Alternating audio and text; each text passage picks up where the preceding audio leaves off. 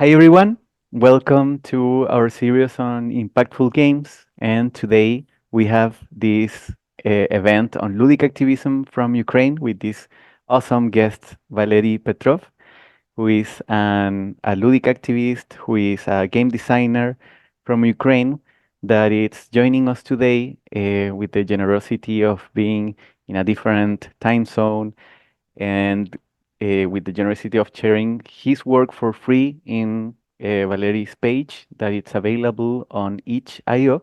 I'm going to share all those links in the description of this video that it's going to be published on Rio Juntos channel and the Center for Ideas and Society at the University of California, Riverside. So to start, before I want to express my deep thanks and gratitude to the Center for Ideas and Society, whose support makes this event possible.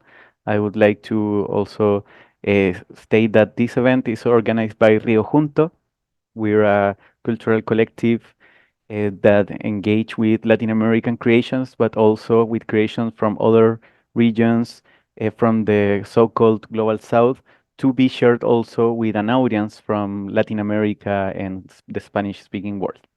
So I'm super happy to have Valerie here, a prominent activist and game designer whose work is interesting because it's not on the usual mainstream side on what we understand of the games or the most popular game art scene, since Valerie works mainly or most of their work in the current state, because he's going to tell us about their experience. It's on the uses of open source softwares and also sometimes with other tools, but minimal expressions that could be shared for an open and a broader audience. So today we're going to explore Valerie's work. We're going to play a couple of Valerie's games, and that it's awesome, and that it's one of the things that I love the most of this kind of project of game art, of ludic activism, that can, since the scope and the time that each session may imply, it's open for more people to play it, for more people to share it. And for me, it has been really meaningful with the context that we're living. We are, it's a great joy to have Valerie here, but it's a great concern and sadness to think that we're talking about ludic activism in times of war, in the war that it's going on because of the Russian invasion to the Ukraine territory. And we want to state that also we oppose to any form of colonialism that is going on in the world, as well as what is happening with the genocide perpetrated by the Israel government to the Palestinian people and what is happening in Sudan. And we want to state that we are in a anti-colonial and decolonial perspective and approach and standpoint, and that's why Valerie's work is so important when we think the ludic activism that it's being made in other regions that are experiencing this kind of tragic events, and how resistance is possible through the digital and interactive media. So welcome, Valerie, to the space, and thank you so much for being here with all of us. Yeah, hello everybody. Thank you, Nico, for the introduction. I'm very glad to be here today. I'm very glad also to be that my work is seen in this context as a ludic activism, as anti-colonial statements. I don't think that I always thought of myself as this, but I think that definitely working in the activism space in Ukraine and thinking about the reasons of this conflict and the reasons of the many troubles that Ukrainian people are going through. And being a game designer and an artist, I could not have made it other way. I wanted to share my thoughts and experiences with other people using the tools that I use. So this is, I guess, this is how people became ludic activists, and this is where I am right now. I will also say that I am professionally a game designer. I worked in the industry for 8 years, something like this. But for the last year, I've not been working professionally as a game designer. I'm been in activism. I'm being a project coordinator for the organizations that I'm in. It's called Socialny Ruch, and this is a leftist organization in Ukraine that's organizing trade unions, feminist, eco-socialist organizations. And I am actively involved in the activism space in Ukraine right now. But I'm also a game creator at heart. So I'm still making games, and right now I'm thinking of games as of a medium that I can address certain issues with and attract people's attention to, and use it basically as an extension of my political activism. So, thank you, Valerie, for that. And before I continue doing the many questions that I want to ask during this conversation, I am going to share my screen since what I mentioned before. One of the beautiful things that your work allows is that we can share it, we can play it, and even we can comment it in like live with our friends and audiences and the future audience that it's watching this video in the current moment that it's our future right now. So I'm going to share the screen to also share the I'm going to share the link in the chat so you can have it there in case that you want. Valerie's portfolio in the itch.io page. And I'm going to share my screen so you can see this. Mm, oh, sharing my screen. Can you see my screen? I need a quick check. Valerie is Yeah, I awesome. can see it. Yep. Thank you. Mhm. So this is Valerie's portfolio. This is the page where you can check the work of Valerie from projects that goes from this ludic activism, from some creative experiments that Valerie has done, some really impressive, like the museum of everything, that it's a super impressive experience made with minimal tools, as long as projects where Valerie has supported and also collaborated. So you can see also created list by Valerie.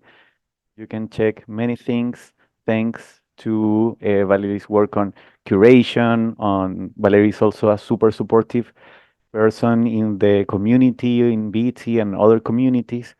So Valerie's work, it's integral when we think about his role or their role in this whole ecosystem. So if you want to check Just Valerie's to work, clarify, is this uh-huh. the games that you're showing right now, they're not my games. Yeah, It's yeah, just games that I own or I've been commenting. So yeah. yeah, may sound that I made a much bigger impact that I really did, but yeah, you can check my games there. Yeah, so it's important. The first category it's Valerie's work, and the other ones the ones that Valerie has supported and a curated list that you can check by Valerie's.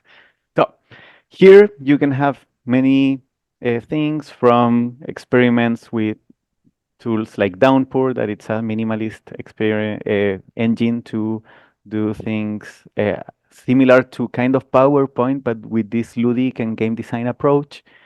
And we have different games. From these games, I would like to start with one game before we continue the conversation. So I'm going to open Black Friday in Ukraine, if that's fine with all of you. So you just click on the game. You're going to check that we have this small window. We can click here to run the game, and it's going to be available. If we click here, and this is for people that it's not familiar on Itch or Bitsy, you can click this button, and then you will have the game full screen. So Black Friday in Ukraine. You have different language available, but that's awesome for accessibility for more people. So we're going to play in English since it's the language that we have in common, at least. I don't know, Valerie, do you speak Spanish? I don't speak Ukraine or No, Russian. no, unfortunately, no. Not yet. Okay, yes, that's an optimistic view. Yeah. Yep. So we have to play in English. We are going to press. that directional. So We move yeah, with the directional arrows. Yeah, Valerie, if you can. I can share a bit about the creation of this game if this is interesting for you. So basically, this game, what the layout that you're seeing right now, it's a layout of the apartment that I live with my partner now. So this game, we're living in Lviv. Lviv is a city in the western part of Ukraine. We moved to Lviv after the full-scale invasion started in the March of 2022, and we've been living there for like 2 years right now. And this game was inspired by the massive attack, a Russian attack on Ukrainian energy infrastructure that had place in the end of the 2022. When Russian missiles destroyed many critical energy infrastructure objects, and basically many cities were experiencing blackouts or some sort of shortages, power shortages, and Lviv was not exception. We've had several days that we had almost no electricity. So this game, and the timing was peculiar because it was the end of October, if I remember correctly, and it was, or end of November. It was the Black Friday event, right? Like this consumerist sort of date when all brands have discounts to encourage spending for people, etc. So I thought it was an interesting opportunity to contrast this sort of heavy consumerist behavior with the fact that in Ukraine there is a lack of basic necessities like power, electricity, lighting, and so Black Friday, of course, is a kind of a pun, an ironic statement that while the most of the world, or like the more uh, you know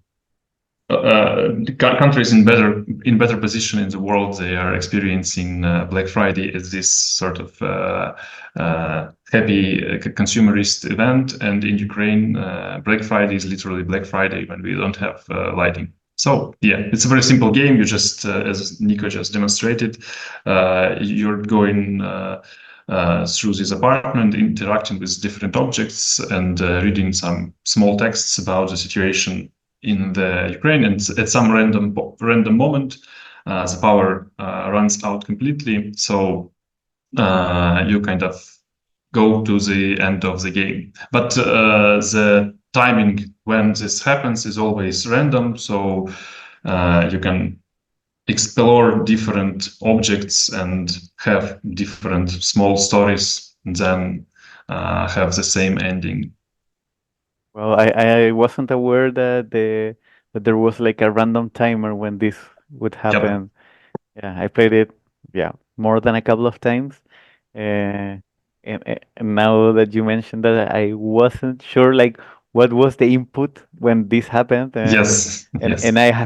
I felt it, but I wasn't aware that that was the criteria. So once this happens for the friends that are joining us in this event, so once this happened, you have this black screen and you have the text. The power has run out completely,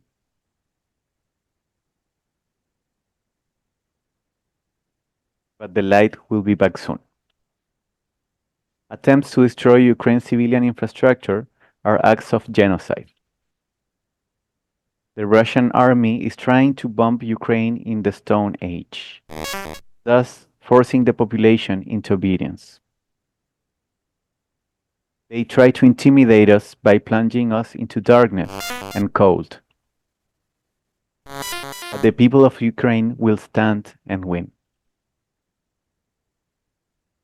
We have this image has been also the impactful moment that we use for the flyer of the event and the communication of the event, since I think that it's pretty telling about not only to, it's a kind of it's, you're creating an archive with your games. That's something that I think that it's fascinating, and also an archive with an active standpoint. And that's why for me, like this image, it's super telling and moving, because the truth is in our side. So that's Black Friday in Ukraine. Stop sharing so we can continue the conversation. Uh, as I mentioned, all these games are free and available online, so you can check them out later. Um, so, Valerie, could you tell me how did you start on the game making? Like, I want, before going like to the more dense aspects of the conversation, I'm really curious about your own trip, travel, and journey as a game artist, and that then, or I don't know if it started at the same time, or also as a ludic activist. Hmm. Um, yeah, I mean, it didn't start it as Ludic activism. I think I was just from the generation of like in Ukraine who had probably experienced video games for the first time, like when they were young, like it was 90s, and video games and computers were starting to appear like in our country. They were relatively rare, but each interaction with them was kind of majestic and magical. For me, at least, I was very impressed by this medium from the start. I remember playing some simple MS-DOS games on my mother's friend computer on work, being very impressed. And I think from there, I subconsciously wanted to be a game maker. I was very interested in games and played a lot of them, but I also never had. For different reasons, I had a long way to become an actually game developer. I was persuaded that you can only make games if you are a programmer, if you know mathematics, and because I was very bad with mathematics, I thought that I would never be a game maker. So this was the thing. Then at some point, I was very impressed with this sort of indie games movement that appeared in full scale in the 2010s. I think I was looking at different indie games, watching indie games, the movie, and I was like very inspired that I can be as a person, as an independent artist, doing something with this medium that I love too much, and expressing my thoughts with it, and that games can be used as the expression of personal things, personal thoughts, personal feelings. It was very important for me. And then I wanted to be a professional designer, because I thought this as the only way to becoming one, to doing games. So I went to game industry. The only available way for me was joining corporations that was making mobile games. And I was quite disappointed because I felt like this is not the thing that was promised. Like I was promised games as art, games as expressive medium, but I've got games as work, games as bureaucracy, games as this sort of machine for making money, and I was the one who was tweaking and turning it to make it more effective, right? So it was quite a disappointing experience, although I had a lot of like technical knowledge from this, and a lot of understanding of the processes of how games are made. So I was disillusioned with this, but I was never disillusioned with games as such. So I started making games that were reflective of my experience at work. And one of the first games I made were games about work. One of the first of them is Homecoming, 236 steps. This is a game where I like I made a game about me coming home from work and thinking about stuff in my life, basically, and it's a mess, basically. And you can go you can move home and in a state or more or less distress and depression, depending on how thorough you were about when thinking about different things. And the second game about this period of my life was the game called I'm Working. This was a game about like a crunch culture in the game industry, about how this oppressive environment sucks soul out of you, literally in game, destroys your relationships, and is generally extremely unhealthy.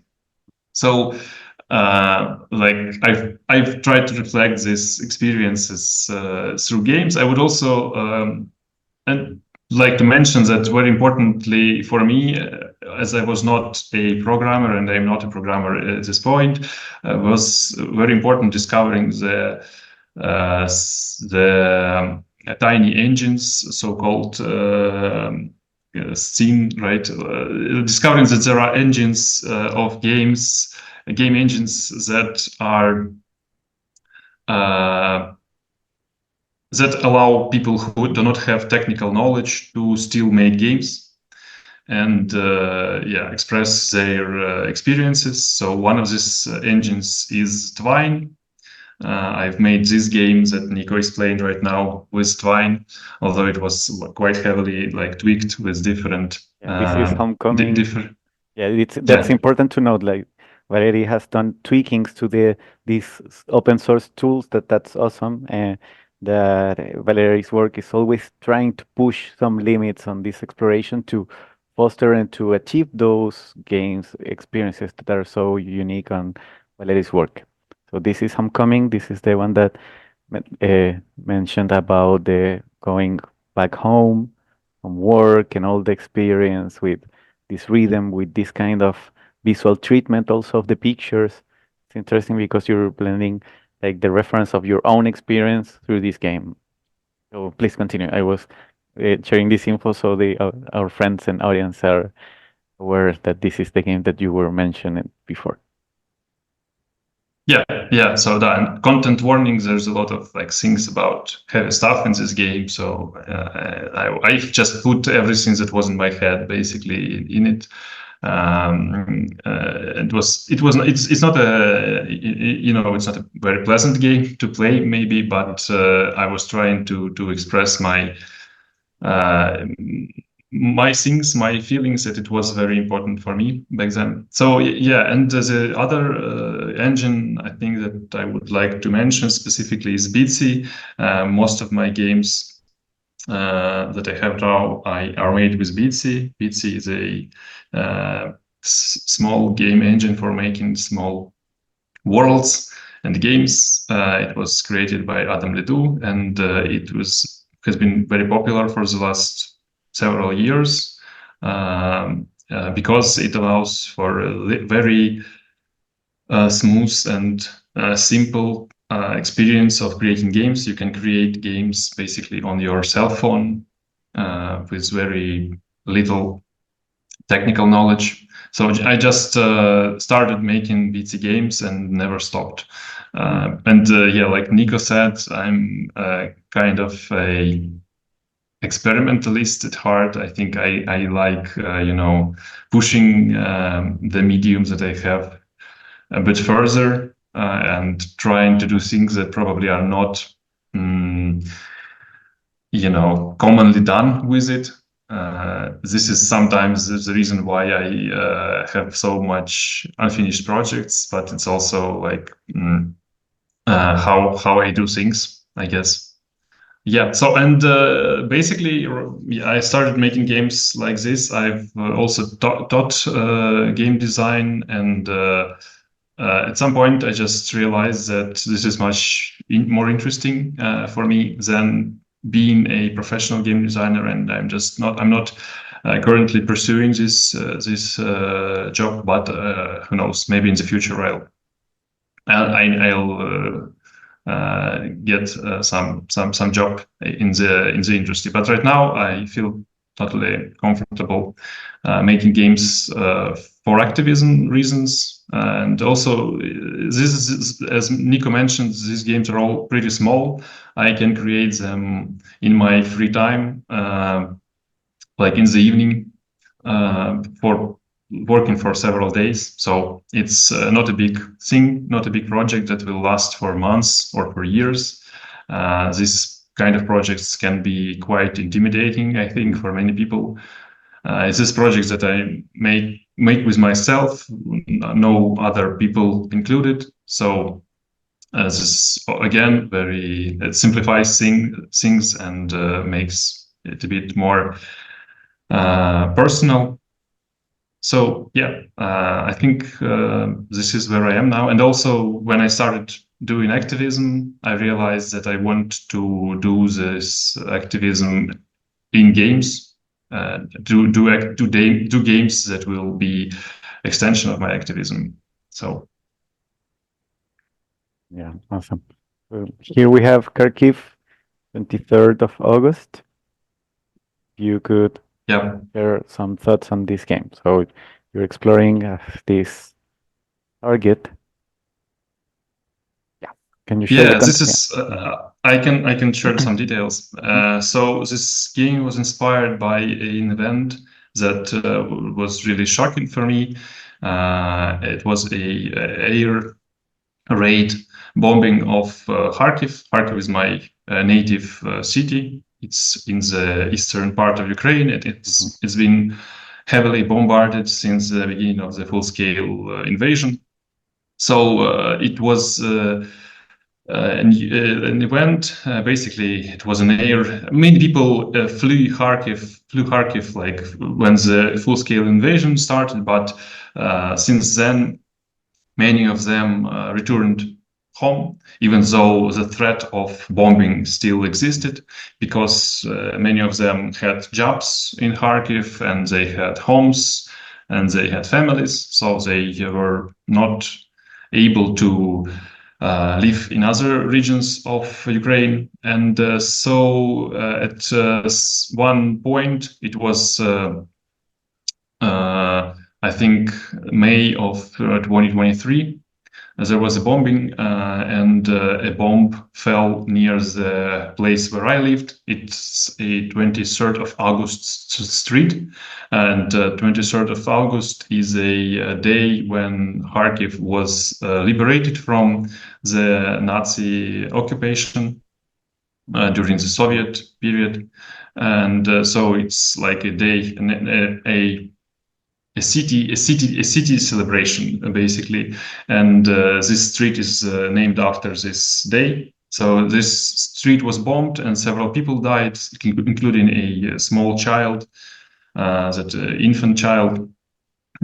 So I was very like distressed and angered by this, and I made this game about this street, about this monument. This monument is a monument to the people who freed Kharkiv from the occupation before. So this is the game that sort of is a tribute for the former generation, and also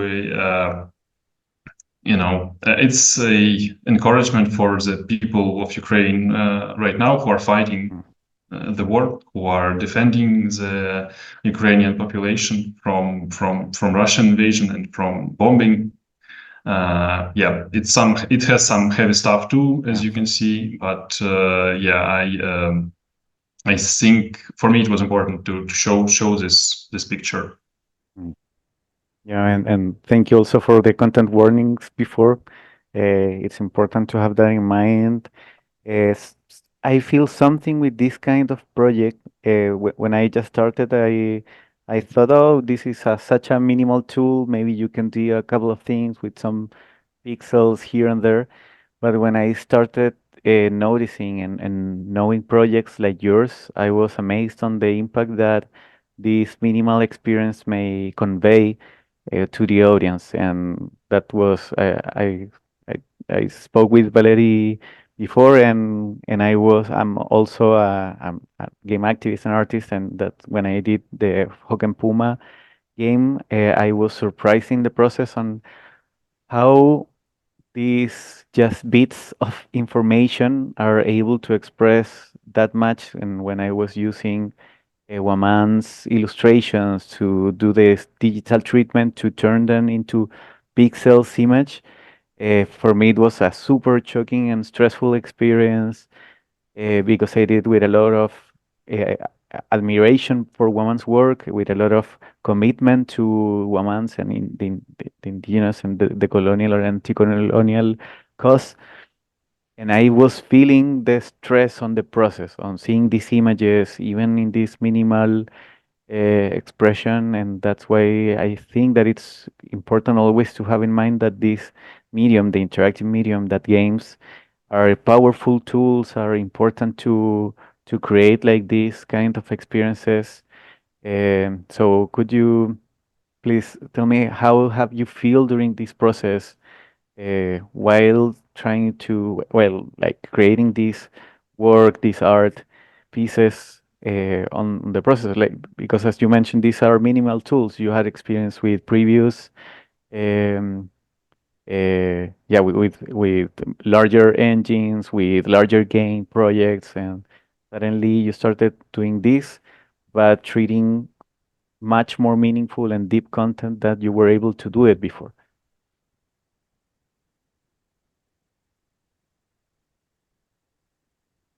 Projects. Well, um, yeah, I think I have a full spectrum of different feelings while working on a single project.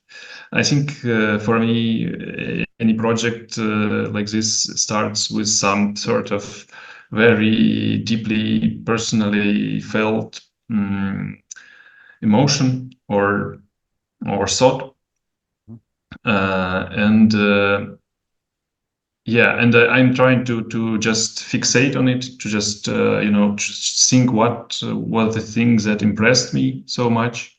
It may be something very big, like this sort of tragic events, or it may be something small, like in this case that you're showing now. It's just a small game about you know walking in the city in spring and discovering a beautiful tree and trying to get to it despite like the limitations of the space. So it's just some simple, silly little story, but I felt something about it and I wanted to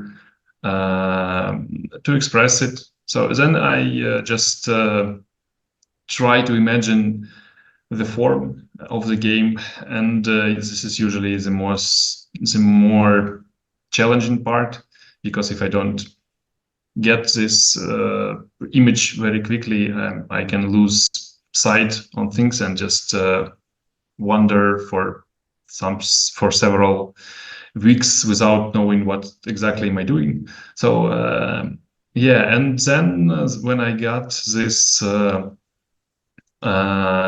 idea, I'm just trying to implement it as fast as I can. Usually it's not going as fast as I want it to, and I have uh, sometimes these topics are very heavy, and sometimes I'm feeling like not doing the right thing to the people I'm speaking about or the events that I'm trying to say something about. So I have this moment of doubt and self censorship, I guess, and it's the hardest part. If I get through it, usually I can finish the project. If I don't, I usually stop it at some point, and I usually regret for stopping it, for stopping the work on it.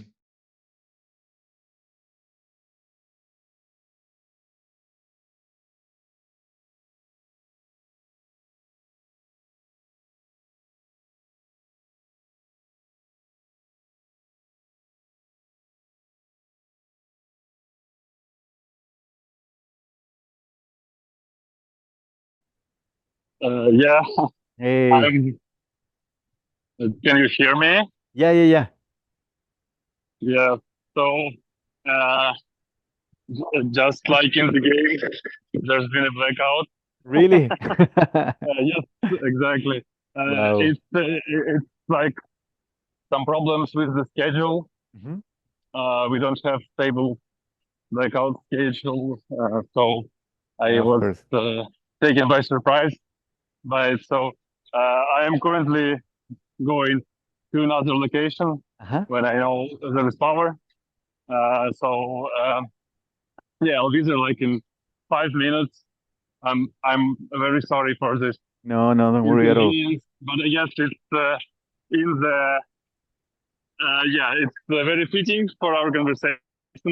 Yeah. No, Valery, let's do something else.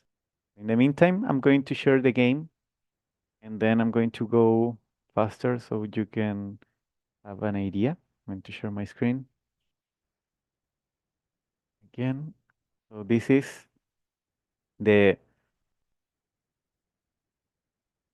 the so this is the plot of this game is a work of fiction, but the attack on the labor rights of Ukrainians and the draft of the new anti-labor law do exist, unfortunately. You can find more info in that external link. So this is labor rights funeral. So in a context on the in 2023, like the Ukraine successfully deoccupied the country, but while the people were busy fighting the invaders, the oligarchy government insidiously destroyed the remnants of their labor rights.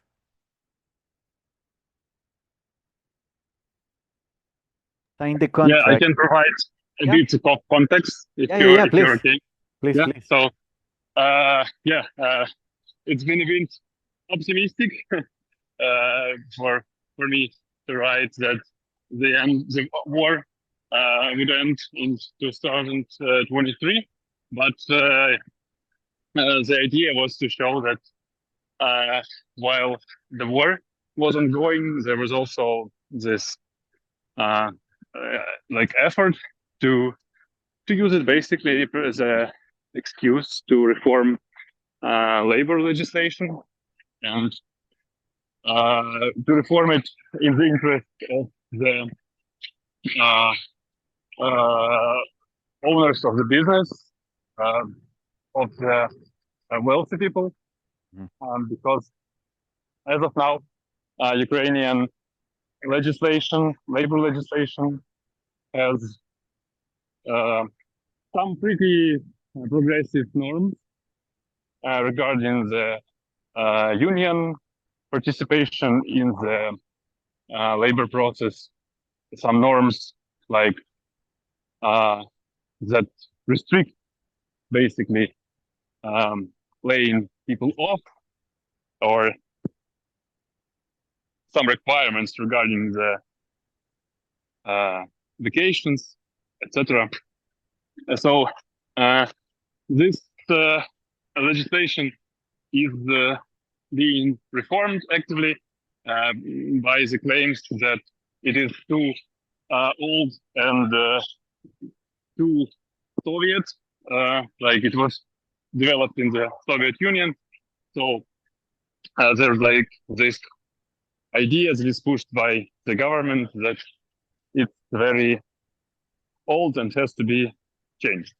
So, and basically this uh,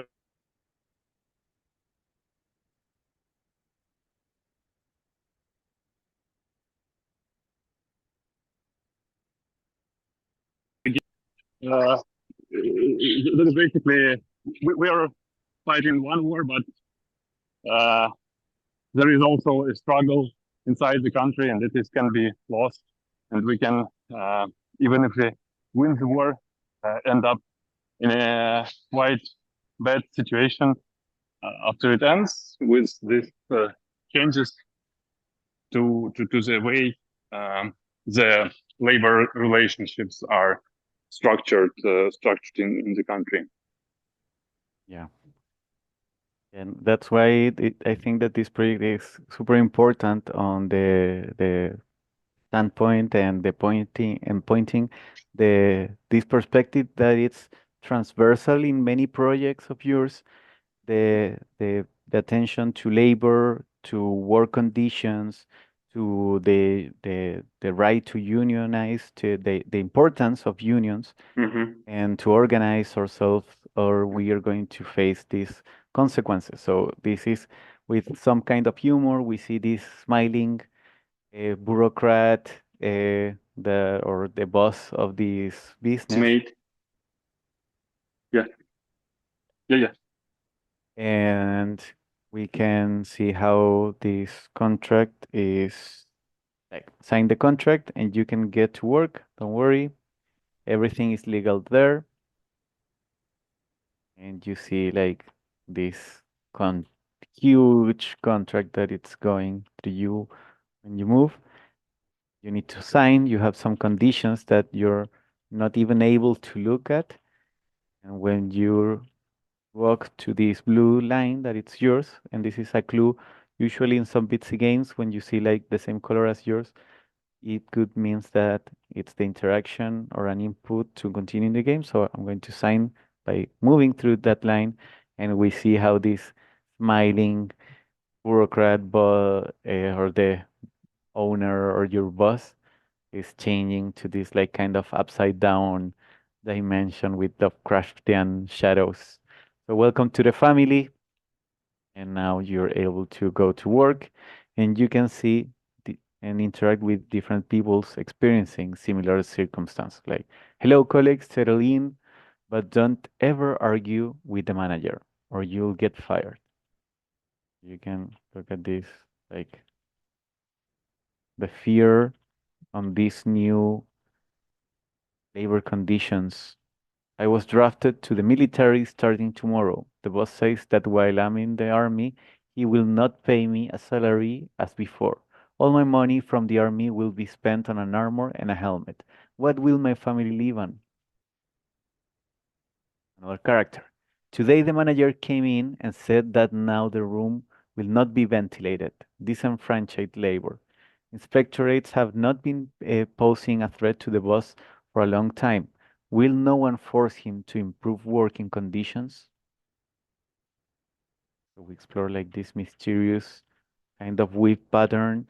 We are not sure where we are heading, but we see all these people talking to you, and I think that that's also an invitation, not only that they are isolated people, but they also want to talk, and that's connected with the next project that I would like to share today. So I'm about to get fired for some economic reasons, in quotes. Who the hell does that means? The chief said that now, according to the law, he doesn't have to explain himself. Yesterday, everyone worked 12 hours and you have only worked 8. First warning. You can see how these warnings appear as ghosts while you're exploring this place and this map. Another worker. We've been working for 10 to 12 hours a day for the last 2 weeks. I was forced to agree to additional overtime in terms of the contract, and they pay pennies. We see the school again, this kind of schooly ghost. Lunch break has ended. Get back to work immediately. Another warning, and you are fired. I just returned from vacation, and they told me, accept a lower salary or quit. What do I do? They put me on a 0-hour contract and won't even pay the minimum wage. And you see, yesterday everyone worked 12 hours and you have only worked 8.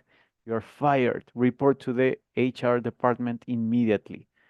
The human resources. So here we are with the third warning, and we walk to this office and we see this graveyard in the office. So here is the funeral. We can see the funeral of our labor rights. Yeah, I'm back, by the way. I'm here with a stable internet again. So I guess I can comment that all of the cases in this office that you've played through, they were all based on real cases of real people who suffered from these changes in labor law that were affected during the first months of the full-scale invasion. So like zero contracts or leaving people basically without laying people off without proper explanations of the reasons why. Also, some of the initiatives were that the people who join who are drafted in the army, they were left without the income on their main job. So basically, they had less money and less opportunity to provide for themselves and for their families. So all of this was really happening, and I've consulted with people who are experts in labor law and who were advocating for these people, who helped them defend their rights about what are these laws, what are the conditions, and they helped me with some advice, told me about different cases. So I based this game on these experiences. So you can say that it's documental or documentarian. It's a game about real events that happened in the world and are happening. By the way, this new labor codex was not, it was not made into law, so that's a good thing. But the project is still there. So some attempts to do this in the future are inevitable, I guess. So the game's message is still very much important. Yeah, and I like how you go from one dimension, from one aspect, like facing this new office with these imposed labor conditions that are so detrimental to the workers, and then you go down to this kind of, after the funeral of the labor rights, you go down to this kind of underworld inferno where you keep hearing about the testimony of these people based on real cases, as you mentioned. Don't let the Ukrainians Yeah, one live other with thing criminal labor. Mhm. One other thing, I guess, that is important to understand is that this game was made to the Halloween. So it's like a spooky Halloween game. It's it's kind of a jokey thing. It's a serious topic, but I tried to talk about it in this kind of metaphorical, more Mhm. fantastic way, so it make it more fun and engaging. And it's kind of a living dead scenario Mhm. where you're like buried into the ground, but then Mhm. yeah, Yeah. you appear from under the ground and get to the top. So yeah. Awesome. Future lies in the emancipation of labor from capital and the sovereignty of the workers. Don't let our labor rights be buried. Awesome. I love this game. Yep. Thank you. Oh, yeah. Uh, One small thing before going to the last one. I wanted if you could share some about Kharkiv on uh, I really like the emphasis that you put on the centering only the humans as the victims of these terrible conflicts.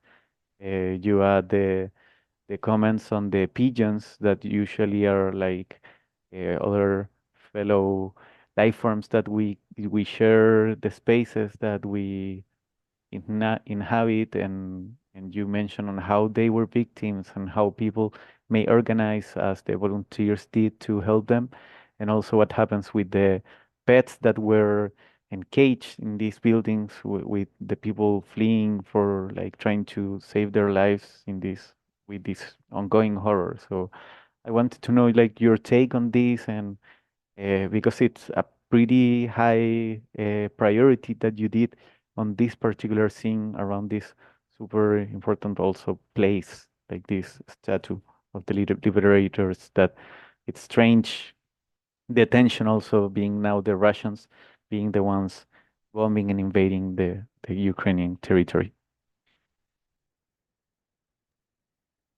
Um, yeah, I guess I always was very sensitive towards nature and animals, and I always felt like animals are also conscious, and we can do harm to them. And as far as I know, and as far as I read, this is actually being scientifically proved right now, so that our understanding of consciousness and like limits of uh, human versus animal is kind of superficial, and we maybe uh, should be critical about them. Mhm. So for me, it's just natural to try to think how this kind of catastrophic event, which is war, affects all different life, and it does. And I think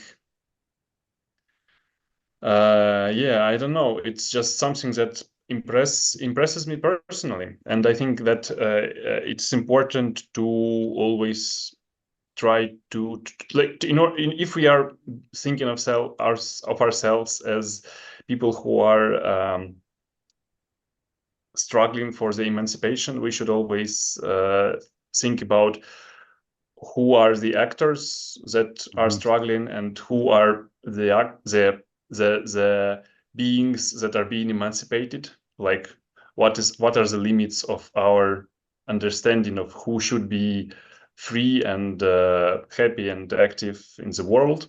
Mhm. This is part of the emancipatory project for me in general. So it's always broadening, and always like capturing new and new forms of being, of new forms of consciousness. So I think that if one is to talk about something as big and is as catastrophic as war, or climate change, or some kind of natural disaster, like a wildfire that you made a game Mhm. about. So it's important to think about all the different forms of life that were affected by it.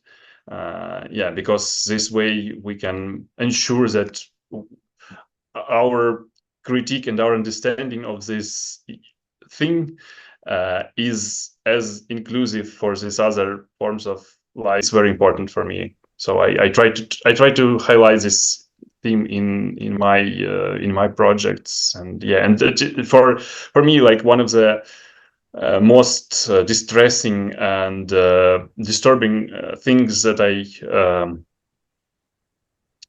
I knew when the full-scale invasion started was this fact that many people left their homes in hurry, and they left their pets in their apartments. So there was like at some point buildings full of empty apartments that are closed, but there is a animal there.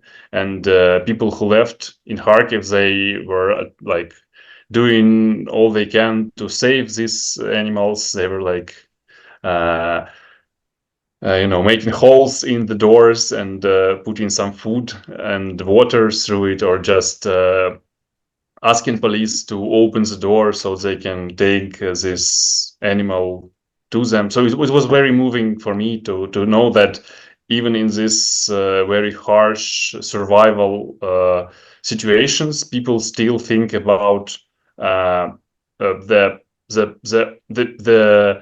animals who Mhm. are very dependent on them, and can't survive without them. So Yeah. people are still thinking about someone who is weaker, and who needs attention, and they care for them. And this is, for me, ultimate humanity.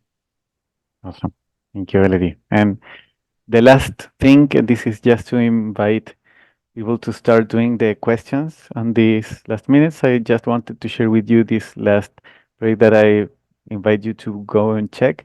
That it's what is direct action, and this is a manifesto and an exploration on the importance on unions in educative context. You can get into the game. Here you can check the choose the language. If you want to play it in English, you just press down, and then you can go and interact, get into this educational institution, and interact with the pink figure. So this is just an invitation. So now we can open the space to our guests and friends to ask some questions to Valeri.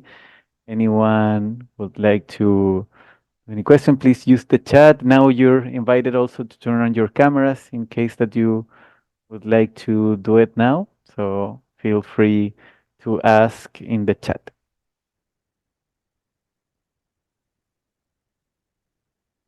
In the meantime, while we leave this space for questions, I'm going to explore the game. I think there was a question in the chat. Yeah. Hi, Valerie. Thank you for your games and thank you for your work. And thank you for having this space with us.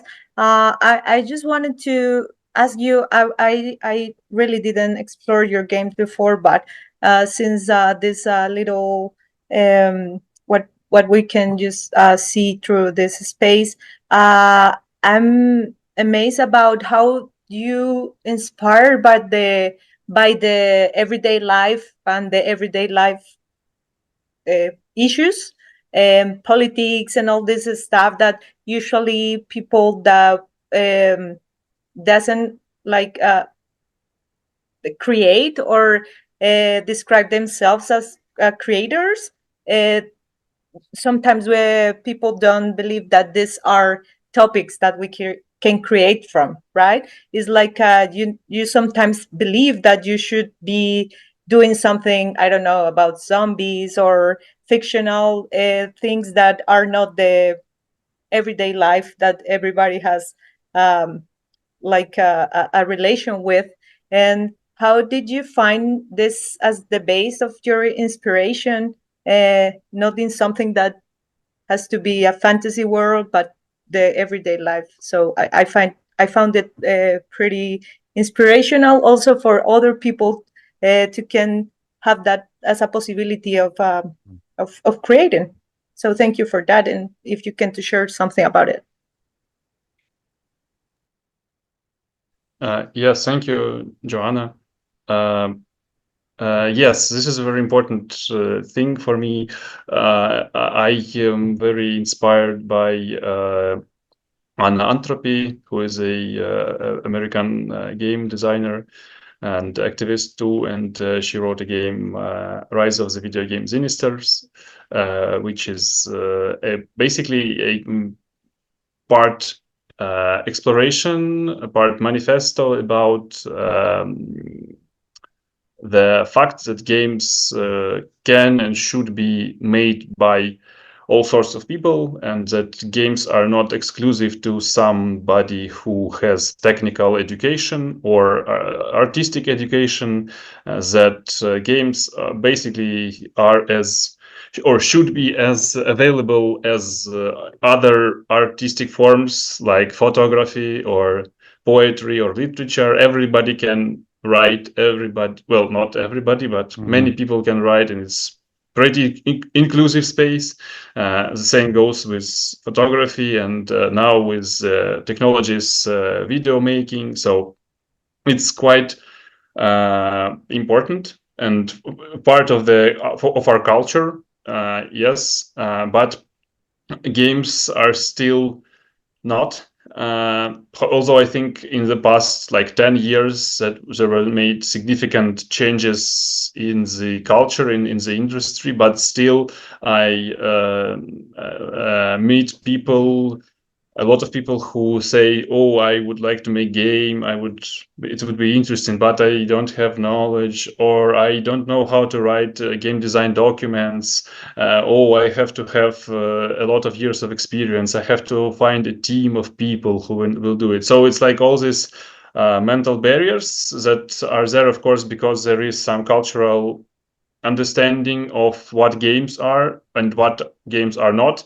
And I'm trying to push this idea with my games and with my education that I'm doing, that games are available for everybody. Everybody can do them, and that games as a medium will benefit greatly from people from all sorts of venues in life joining in and doing games that are not, pretty graphics doing millions, just the games that you can share with your friends and laugh, or a game that you make for someone who you love, to as a sort of personal gift, or a game that you make about some kind of important event in your life, or some important social issues that you think is very pressing. So yeah, I think this is something that is happening right now with platforms like itch.io, where you can find all sorts of games that people make, from all sorts of backgrounds.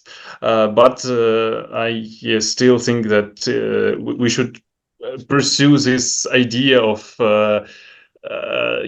games becoming a people's medium, basically a medium of people expressing themselves and actively thinking about themselves and their conditions. So this is part of my part of my vision and agenda, and I'm definitely as interested in pursuing this. Thank you. Awesome. Thank you, Yeah, thank you Valeriy. for the Thank you, question. Joe. Any other question? I think there was a question in chat Uh-huh. from Maxim. Can you read it, please? Yeah, I can read it. It's a question about free software. Is free software important for you? Do you like activism for free software or against Microsoft? Under which license most of your games are licensed, and why? So first of all, I think free software is important. I think free software is infrastructural in terms of how media and software production is organized. So there is proprietary software, but it's based on there being some software that is free for everybody, and people are actively using it. So I think without free software, basically there will be no proprietary software. My position is this, so it's kind of like with care labor that is basically free and not being recognized by capitalism. With free software, something like this, there is a huge sphere of free software that supports this sort of superstructure of more marketable software for profit. So do I like activism for free software? I think I like it as a general concept. I don't have much in terms of experience with this kind of activism because I'm not a software engineer and I'm not very into programming, as I've said. But I support it, yes. And what about the license? All of my games are published for free, and like the games that I personally make, they're basically free fair use, you can say. So yeah, something like this. Viviana is saying, I can turn on my mic because I'm at work right now, haha. But I want to ask, starting from the fact that wars are also political events, why do you think it is important to create video games with political background? Like the ones you have done showing a perspective of the daily life of living in a territory where there is war? Yeah. Thank you for the question. Yeah, I think it was a question, a very important one. Well, I guess, yeah, it started from this just pressing feeling that I have to do something when the full-scale war started. And because I was a game designer, I thought that I have to do games. So it was not like very probably reflective. It just was this inner anxiety, and I have to do something, right? And I think many people in Ukraine from different trades, from different backgrounds, they felt this feeling too, and they tried to do something in their fields. So millions of people were volunteers and are volunteers right now. And of course, there are people who serve in the army, who sustain critical infrastructure. So I think this is part of this. I'm trying to think of my work as part of this. So I'm just doing what I can to highlight this issue in my field and to encourage people to express themselves through the games. So, and about political background, I think it's very hard to talk about war without political perspective. Like, again, every medium and every game is political, but sometimes the fact that it's political is kind of hidden, right? You can say that some of the games are apolitical, and this is their politics. But when you speak about war, it's especially when it's ongoing war, and you speak from the position of a person who is in the country who is being attacked. It's almost impossible to be apolitical here. You will express your opinion on this war, and it will be political because it affects like real political relationships. So for me, yeah, like making this game, it's almost a challenge to make a game about war in Ukraine apolitical. Also, I think like in some many years we will have something like this, but right now very hard to imagine this. And yeah, about my own political perspective on these games, I think it's important to I'm not I don't like glorifying war in any kind of way, and like promoting violence or showing war as this sort of trivial and fun experience. This is, I think, a delusion and a kind of a way to present a war something that it is not, because war is for me first very tragic and violent, and second very boring in some strange way, because it involves a long periods of just doing nothing and just experience this anxiety and waiting for something to happen, both as a civilian and as a as a soldier. So for me, it was important to highlight the perspective of a person who is not actively engaged in war conflict and just lives their life, and how this life changes. I think it's more productive and more interesting, because we have a lot of games about war as this sort of militaristic conflict, and wars are actually much more complex. They affect all kinds of aspects of life, and yeah, these things should be highlighted and explored in the artistic mediums just as much as experiences of soldiers or people who are actively doing war. Super. Thank you, Valery. I have just one last comment, and if you could share briefly so we can close this event, and thanking your generosity for being here. And my question is, how do you think about your own work as an archive to think about this terrible historical context that you've been creating and weaving through different games and different experience, from the daily life experiences to the impact on cities, on people, from historical and political perspectives, on geography, and on places, on historical places that have been changed permanently or that are not going to be the same, that you created this archive from personal stories, from intimate stories, from public stories, from data that it's publicly available of the consequences for different kinds of life forms, and also, yeah, the places, through this lens of the limitations and also the huge potential that minimalistic tools of open software like Bitsy may offer.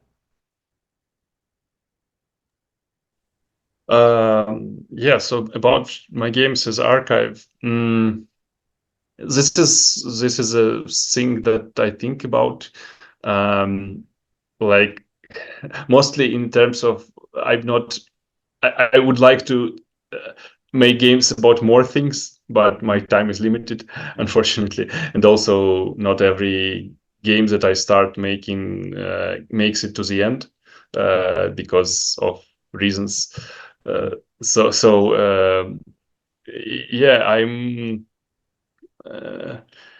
uh, it's I think first of all, it's personal. I'm trying to do this as my kind of uh, almost like a journal. The important events that happened in my life, and I'm also trying to be open to the world and to see things, experience things, to be affected by the processes that are bigger than my life. So war is one example, but also labor reforms and unions, etc. So like I'm trying to combine my personal perspective with this more broad systemic view, and to create games that would be essentially like time capsules, like this sort of small small experiences that capture specific moments or specific issue, but also like for me it's more important to make games that would ring some bells right now at the moment, like for example, the last game that you showed, this is a game about students. It's a game that was made for students. Like I have a lot of friends in the direct action union, so my idea was to make a game for my friends, basically, to share it with them, and they liked it, and they had a lot of kind and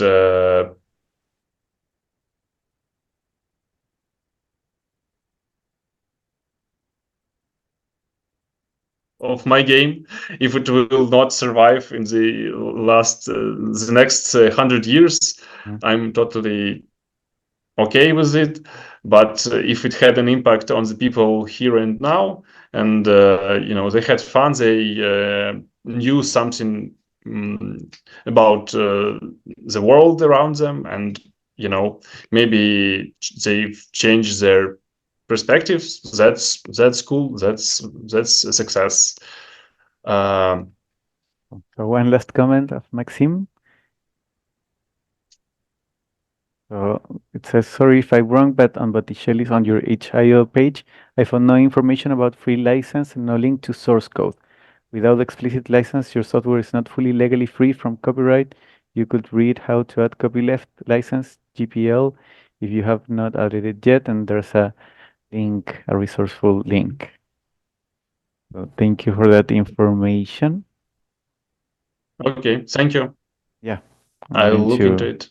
Yeah, me too. Thank you, Maxime, for that. Um, And so Enjoy is saying where we can follow y- your work and support it. So it's the itch.io page that I'm going to share once last time, that it's botticelli.itch.io. And is there any other platform, any other page that you would like to share with us before we close this event? hmm. I mean, I have,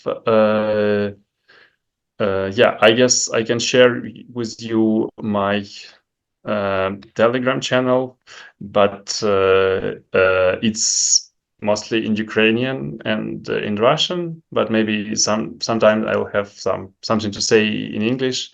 So yeah, you can follow there. I'm not very Al- active in Also, other social media, like yeah. if So at some point, this Valerie, is what I you have. have any other link that you would like to share with us, you can send it to me and I'm going to add it to the description of this video.